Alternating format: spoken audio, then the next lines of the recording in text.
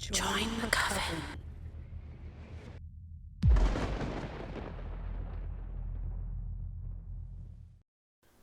The face on my shower wall. A story written by Langster_Gangster. We are going to be moving to a brand new house. My mom told me this while I was eating a bowl of cereal one typical Saturday morning. They had come in and sat down at the table with me, but they didn't have any food with them, so I had a feeling something was up. Being that I was only 6 years old, I didn't quite understand what she had said at first. "What do you mean, Mommy?" I asked. "We will be leaving this house and going to a brand new one," my dad said. I, still not completely understanding, just nodded. Over the next week, my parents got everything packed and organized. Then, on a sunny Sunday morning, we got in the car and left for the new home that was about 10 miles from my old home. Our new house was a bit bigger, and I had a much bigger bedroom. My bathroom was in the hallway outside my bedroom. It was located on the edge of the house near the entrance to my backyard, but still accessible by the front yard. It was a pretty generic bathroom, which included a countertop sink, a toilet, and a bathtub with a shower head above it. The walls of the shower were made out of light brown marble. For whatever reason, I became immediately transfixed on those walls. I was a very imaginative kid, so after a few bath times, I realized that a face could be formed by the design of the marble. It was about the size of a normal head, and it had pretty generic features. It had a distinguishable mouth, nose, and eye. Where the other eye should have been was just a dark spot in the marble. Because of that, I thought it looked like a pirate. So I ended up calling him Captain Clay. I didn't have that many friends at school, so I would make up some imaginary friends to make it through the day. Captain Clay was one of them. Whenever I took a bath, I would have conversations with him about random things. I would respond in a deeper voice to act as if he was responding to my sentences. I would spend a lot of time in the bathtub, just talking to his face on the wall. But it kept me happy. I should mention the reason we had moved was because my mom was transferred to her company's other building in our city. Now her building was still close to my old house, but my old neighborhood was becoming more and more dangerous. The final straw was when a murder happened down the street from us. That made my parents decide it was time to bail. At first, the move was great for all of us. I still went to the same school, and my parents were still doing well at work. But things started happening about a month after we moved. For context, I should mention that my mother was 20 and my dad was 22 when I was born, so my parents were still fairly young when we moved. My mom was also relatively good-looking and looked much younger than she actually was. My dad was very protective of her, as he didn't want some pervert to creep on his wife. I remembered it being a Monday afternoon. I was in the living room watching TV when my mom came home from work. She had that look in her eyes that made you know something was wrong. Both my dad and I noticed it, and he immediately came over and asked her what was wrong. She said they needed to speak in private, so they walked off towards their bedroom. I wouldn't find out what was going on until much later, but I didn't find out through them. Later that night, I laid in the bathtub, talking to Captain Clay. I was just babbling about how school went and such, nothing really out of the ordinary. "We played kickball today," I said to Captain Clay, his face on the wall looking back at me. "Randy got hit in the nose when I kicked the ball. He's mad at me right now." Don't worry, he won't be mad at you forever, a voice said. I sat up in the water. I knew for a fact I didn't say that. Captain Clay? I asked. Did you say something? Why, yes. Yes, I did, the voice said. I stared at the face on the wall. Captain Clay's mouth didn't move, neither did his nose or his eye. After feeling scared, I then became ecstatic. He could actually talk. How cool is that? Captain Clay and I talked until my mom knocked on the door to tell me to hurry up. He told me he would be back tomorrow, and then said goodbye. I went and told my parents at dinner that night that Captain Clay could talk. They already knew about his existence, and told me that maybe one day they could talk to him as well. Thinking back now, I knew that they didn't take me seriously and were just saying that to fuel my imagination. Every night after that, Captain Clay talked to me. We would talk for about 10 minutes, then he would say goodbye and I would finish my bath. I talked about everything with him, and I was glad he listened and responded to everything I talked about. Meanwhile, my mom was still coming home upset from work. My parents would talk in private as soon as they came home, and my dad would always be agitated when they were finished. This went on for the next 3 months. I had turned 7 by then, and still talked to Captain Clay nightly. One night, I mentioned what would happen when my mom would come home from work. I told Captain Clay I didn't know what was going on, but that it scared me. It's all right, Captain Clay said. Your mother is just having problems at work with one of her co-workers. What do you mean? I asked. She works with Bernard, and Bernard won't leave her alone, he said. Your mother is scared of him, but your father will not let anyone hurt you or her. You're his girls. Is Bernard evil? I asked. I don't think so, he said, but he isn't good either.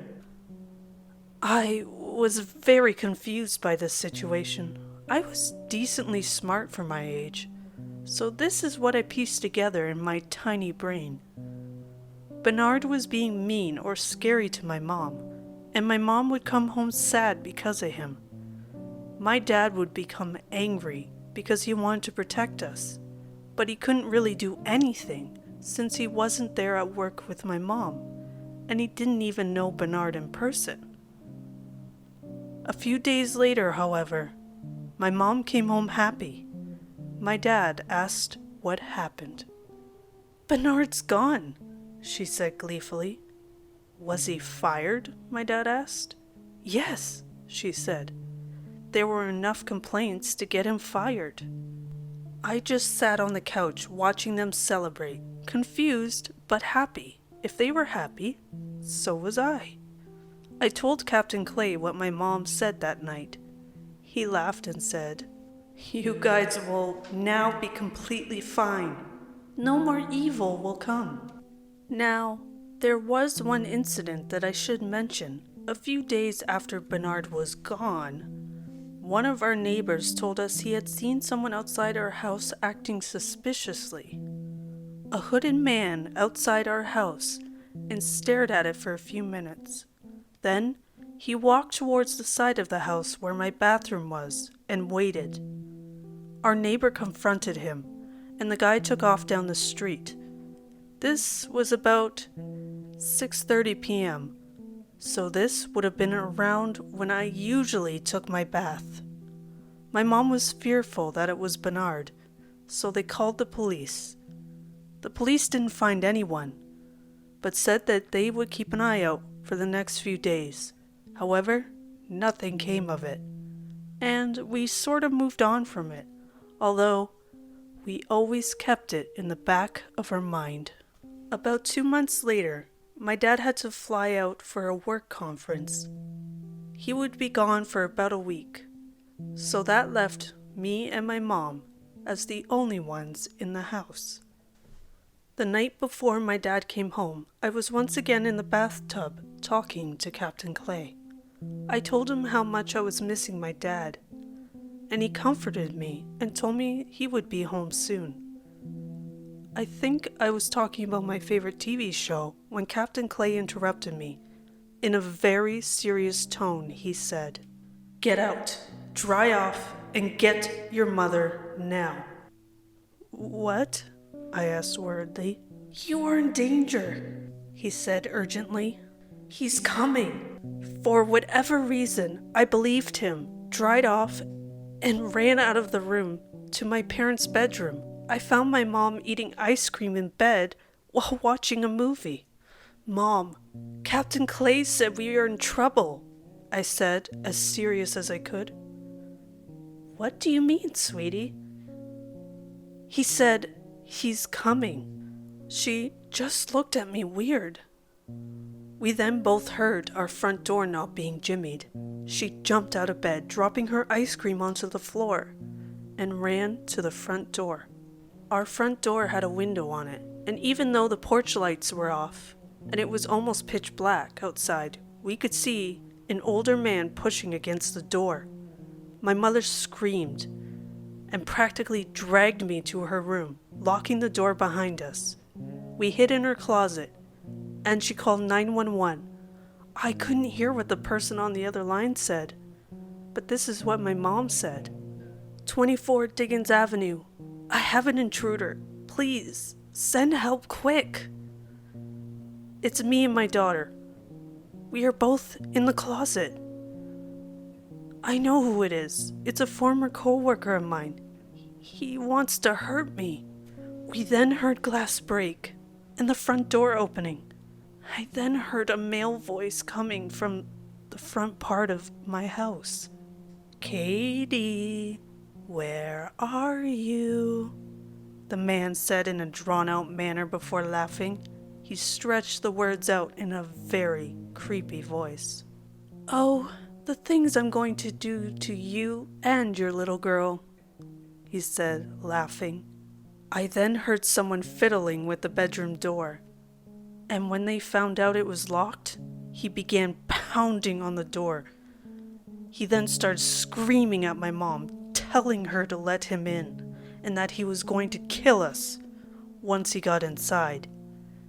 It was then after we heard the police sirens and multiple footsteps running down the hallway.